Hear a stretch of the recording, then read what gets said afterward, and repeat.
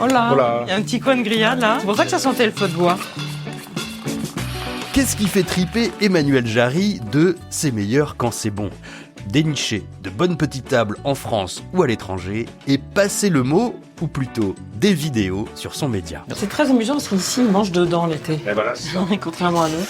Dans ce podcast, on la suit sur les routes de Catalogne, entre Costa d'Aourada, Terre de l'Ebre, Val d'Aran et Terre de Lleida. Terre des Lleida, c'est la porte des Pyrénées.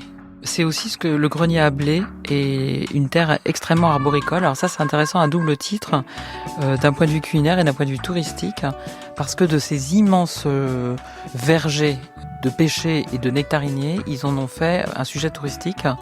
Moi, j'y étais au début de l'été, mais au printemps, quand tous les arbres sont en fleurs, c'est une mer de pétales pourpre, violet, rose, et on peut se balader au milieu. Et c'est vraiment, j'ai vu des photos, mais c'est extraordinaire. La Catalogne a du bon. Emmanuel pousse la porte d'auberges sans chichi, tenues par des patrons très sympas qui savent régaler sans rançonner. Des rapports qualité-prix incroyables qu'on trouve plus du tout en France aujourd'hui. Bref, c'est la très très bonne adresse qu'on se refile entre potes. Mais au fait, pourquoi la Catalogne ? Eh bien, parce que la Catalogne a été désignée région mondiale de la gastronomie 2025 en raison de son engagement en faveur d'une cuisine locale et vivante.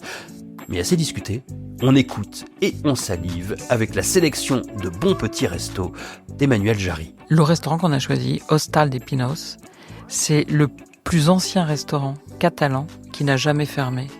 Donc il a ouvert en 1524. Et quand on rentre dans le restaurant, on le ressent. On ressent toute l'histoire. Et voilà, un restaurant qui n'a jamais fermé depuis 500 ans, j'en connais pas beaucoup, quoi. Donc si on me demande pourquoi j'ai choisi, un peu pour ça, et en plus parce que j'avais vu que la cuisine pouvait correspondre à ce que je recherchais. Épisode 4, l'Hostal de Pinos, la plus ancienne auberge de la Catalogne. L'Hostal de Pinos, c'est donc le plus ancien hostal ouvert au public. C'est pile au centre géographique de la Catalogne, à seulement une bonne heure de Barcelone. 3 bonnes raisons pour Emmanuel Jarry de choisir ce resto. Mais à quoi il ressemble ? Donc c'était des murs en pierre sèche, assez épais, et quand on arrive, plusieurs salles. La première salle assez grande avec un comptoir. Très important, il y avait une odeur très très alléchante de grillade. Et je me suis dit, tiens, cuisine au feu de bois. Et ensuite, d'autres petites salles. Ah oui, il y a plein de salles. Ah oui, c'est grand. 1842. Et nous étions 2. Il y avait peut-être une autre table de 2, mais sinon, il n'y avait pas de table à moins de 6 personnes et jusqu'à 14, 15 personnes. Des immenses tablés avec les jeunes et les plus âgés et tout le monde. Ça, je trouve ça extraordinaire d'ailleurs de partager les repas ensemble parce que c'est des moments où toutes ces générations peuvent se rencontrer et partager peut-être quelque chose en commun qui sont ces assiettes en fait parce que tout le monde mange la même chose, quoi. On aime venir en famille à l'Hostal de Pinos. Mais qu'est-ce qu'on trouve au menu ? Il y a tout de suite un plat qui a attiré mon attention, c'est qu'il faisait du confit de canard.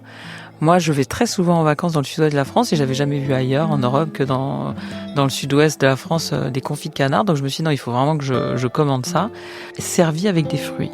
Et ça, nous, on le fait jamais. Et j'ai trouvé que c'était super intéressant. Il y a des traditions en France de canard à l'orange. Donc on sait que c'est une chair un peu brune et tout qui se marie bien avec le fruit. Et là, c'était avec de la poire, avec du pruneau et des pignons de pain.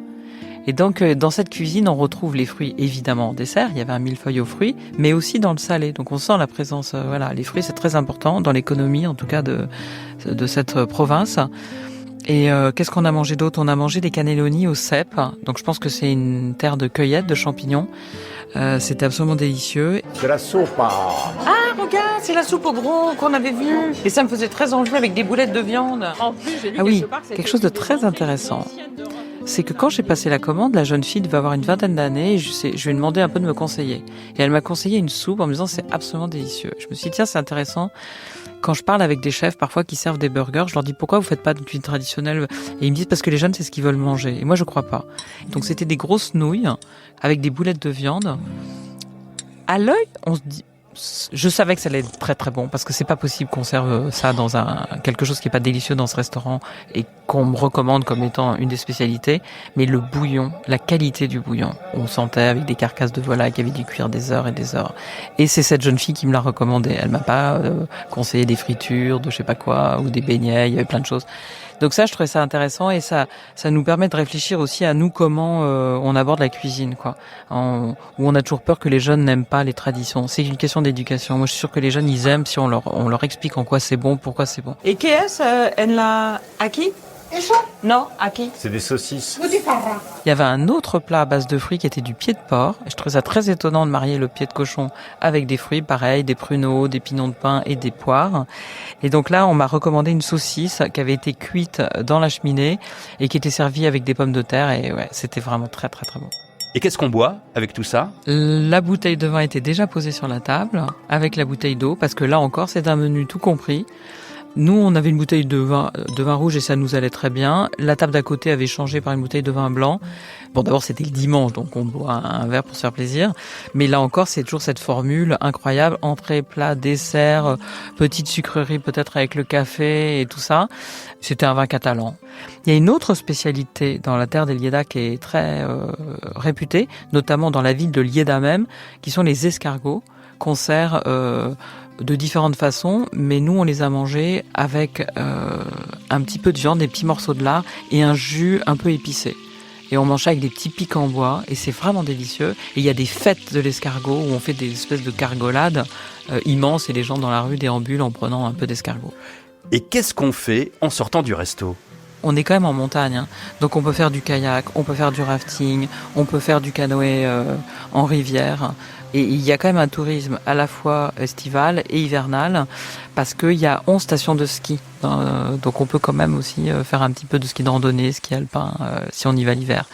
Et moi je trouve ça assez intéressant d'aller là l'hiver. Je déplore toujours la médiocre qualité de la cuisine dans les montagnes. Là, on est sûr qu'on va très très bien manger.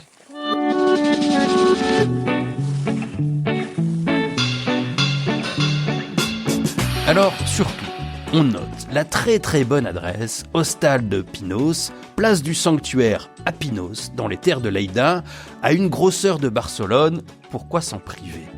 C'était le dernier épisode de La Catalogne a du bon, il ne vous reste plus qu'à faire le voyage en vrai. Pour préparer votre voyage, toutes les infos sont sur le site cataluniaexperience.fr.